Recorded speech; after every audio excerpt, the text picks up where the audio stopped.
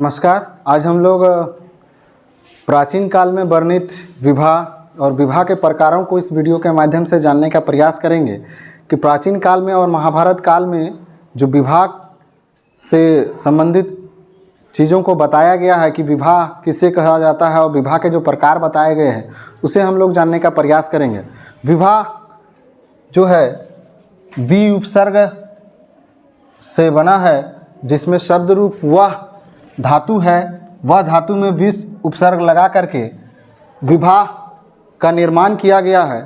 विवाह यानी कि वि उपसर्ग लगा करके, और इससे जो पहले प्रारंभिक शब्द वह धातु से बना है, जिसका अर्थ होता है वधू को वर के घर ले जाना।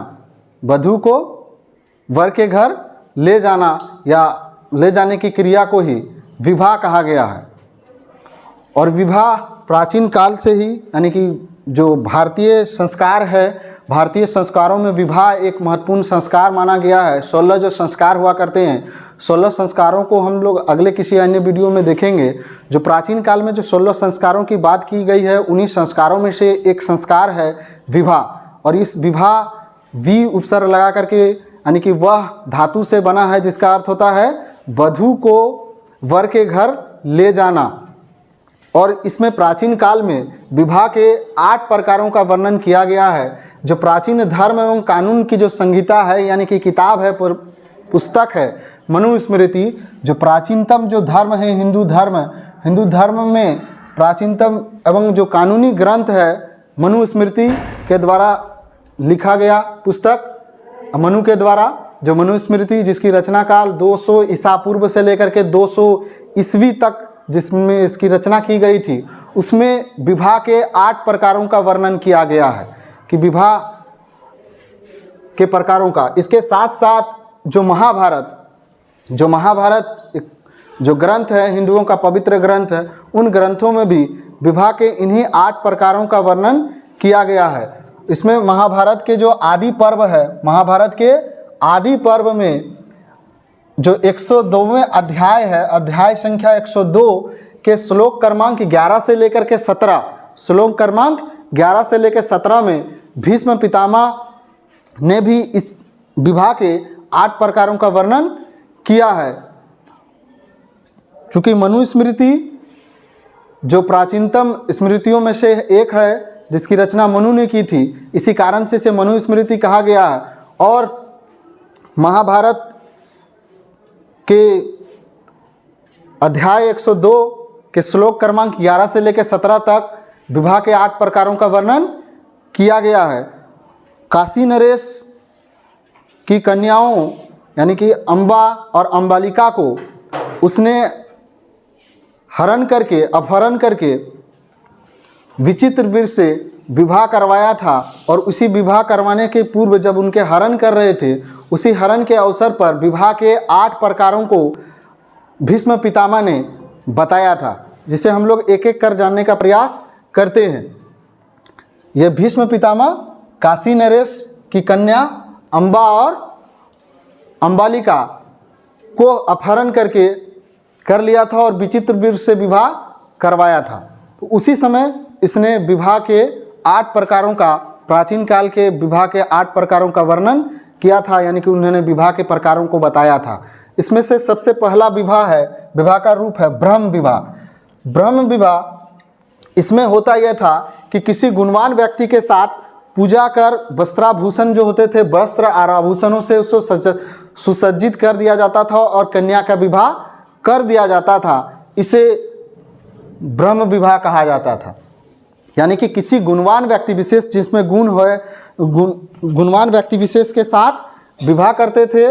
पूजा उस गुणवान व्यक्ति के साथ में पूजा वगैरह सब करने के पश्चात उसको वस्त्र से सजाया जाता था। वस्त्र और आभूषणों से सजाने के पश्चात उनके साथ में विवाह कर देते थे। तो इसे ब्रह्म विवाह कहा गया था या ब्रह्म विवाह कहा जाता है। यह विवाह के सर्वोत्तम प्रकारों में से एक था।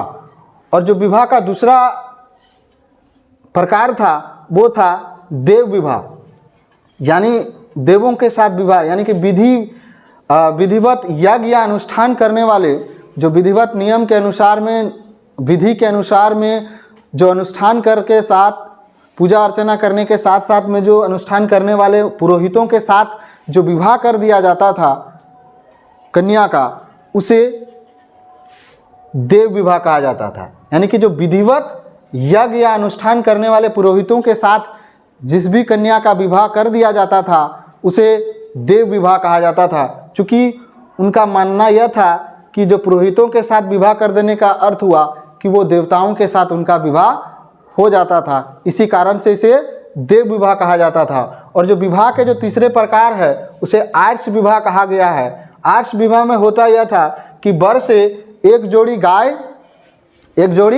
गाय और बैल प्राप्त करके अपनी पुत्री का विवाह कर देते थे, तो इसे आर्ष विवाह कहा जाता था। आर्ष विवाह में होता क्या था कि वर से यानी कि वर लड़के पक्ष वाले से एक जोड़ी गाय और बैल लेकर के अपनी पुत्री का विवाह उस लड़के के साथ कर देते थे, तो इसे आर्ष विवाह कहा जाता था। ये विवाह के सर्वोत्तम प्रकारों में से ये तीसरा प्रकार था। और जो चौथा प्रकार जो था वो था प्रजापत्य विवाह।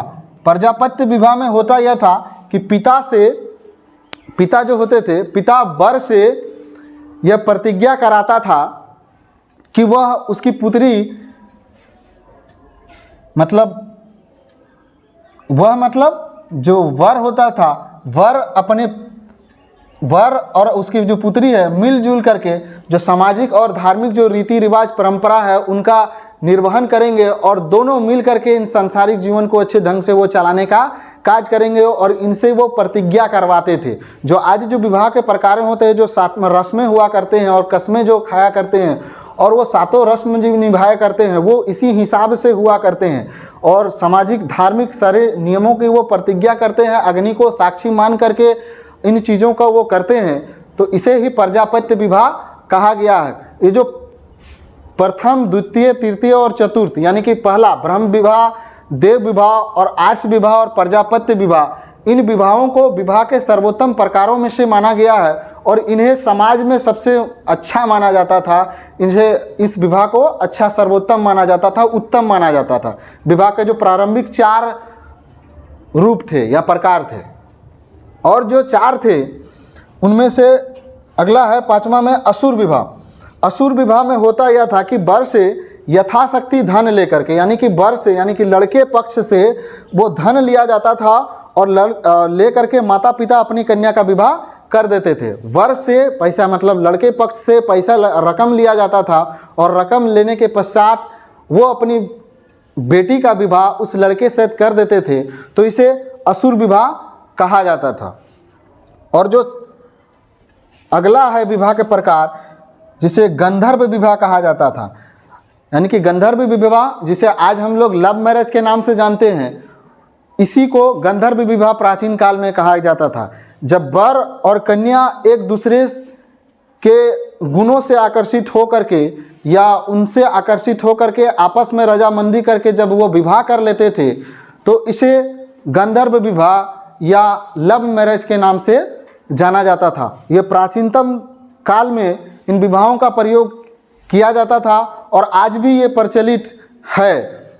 इसमें यानी कि कन्या पक्ष और वर पक्ष जो भी होते थे वो सिर्फ वर यानी कि लड़का और लड़की के रजामंदी से दोनों एक दूसरे के गुणों से आकर्षित होकर के इस विवाह को किया करते थे। इसे ही गंधर्व विवाह कहा जाता था। और जो विवाह का जो है वो जिसे कहा जाता था राक्षस विवाह। राक्षस विवाह में यह होता था कि इस विवाह में बलपूर्वक कन्या का अपहरण कर लिया जाता था और अपहरण करने के पश्चात उनसे विवाह किया जाता था, तो इसी कारण से इसे अपहरण विवाह भी कहा जाता था। और ये राक्षसों की प्रवृत्ति होती थी जिसके कारण से इसे राक्षस विवाह कहा जाता था। यानी कि राक्षस प्रवृत्ति के लोग जो हुआ करते थे वो कन्याओं को अपहरण करते और अपहरण करने के पश्चात उनके साथ विवाह किया करते थे, जिसके कारण से इसे राक्षस विवाह भी कहा जाता था। और जो विवाह का जो अंतिम जो प्रकार है उसे पिशाच विवाह कहा जाता था। यानी कि पिशाच यानी कि इसमें होता था कि सोती हुई कन्या या अचेत या मदमस्त या नशे में सोई हुई कन्या के साथ में उनसे जोर जबरदस्ती करके संबंध स्थापित कर लिया जाता था, उसके पश्चात उसे विवाह के लिए मजबूर किया जाता था, तो इसे पिशाच विवाह कहा जाता था। ये विवाह के प्रकार थे, यानी कि इसमें सोती हुई कन्या या अचेत या पागल कन्या के साथ में या मदमस्त जो नशे में है उनके साथ पहले संबंध स्थापित कर लिया जाता था और संबंध स्थापित करने के पश्चात उसे विवाह के लिए मजबूर किया जाता था। तो इस प्रकार के विवाह को पिशाच विवाह के नाम से जाना जाता है। प्रारंभिक जो 4 विवाह है, ब्रह्म विवाह, देव विवाह, आर्ष विवाह और प्रजापत्य विवाह, इसको समाज में सर्वोत्तम या उत्तम माना गया है। लेकिन जो अंतिम के 4 है, जैसे असुर विवाह, गंधर्व विवाह, राक्षस विवाह और पिशाच विवाह, इसे उत्तम नहीं माना जाता था। इसे घृणा की दृष्टि से देखा जाता था, इसे हेय की दृष्टि से देखा जाता था। इस प्रकार के विवाहों को सही नहीं माना जाता था। ये प्राचीन काल से सही माना जाता था और आज भी इसे हेय की दृष्टि से ही देखा जाता है। लेकिन विवाह के जो 4 प्रकार है, प्रारंभिक 4 प्रकार आज भी प्रचलित है, लेकिन ये विवाह के 8 प्रकार आज भी कहीं ना कहीं प्रचलित हैं, लेकिन ये कम मात्रा में है। अब इसी विवाह में से बहिर्विवाह, अंतर विवाह होता है, अंतर जातीय विवाह होता है और बहिर्विवाह भी हुआ करता है। जो अपने जाति और जाति के अंदर ही या अपने समुदाय या जाति के अंदर ही जिस विवाह को क्या करते थे वर और कन्या, उसे अंतर जाति विवाह कहते हैं। जैसे कि किसी एक जाति का व्यक्ति विशेष, जैसे ब्राह्मण वर्ग का एक लड़का और ब्राह्मण की कन्या जब विवाह करते हैं तो इसको कहते हैं अंतर जाति विवाह। मतलब एक ही जाति के अंदर में विवाह करने को अंतर जातीय विवाह कहते हैं। और अपनी जाति से बाहर की जाति के वर या कन्या से विवाह करना, इसे बहिर्विवाह जिसको कहते हैं। बाहर की ओर, अंदर वाले मतलब अपने जाति के अंदर और बहिर मतलब बाहर की ओर, यानी कि अपनी जाति। जैसे कि वर रहेगा यदि ब्राह्मण और कन्या शूद्र या क्षत्रिय या अन्य किसी वर्ग से विवाह होगा तो इसको कहेंगे जातीय विवाह।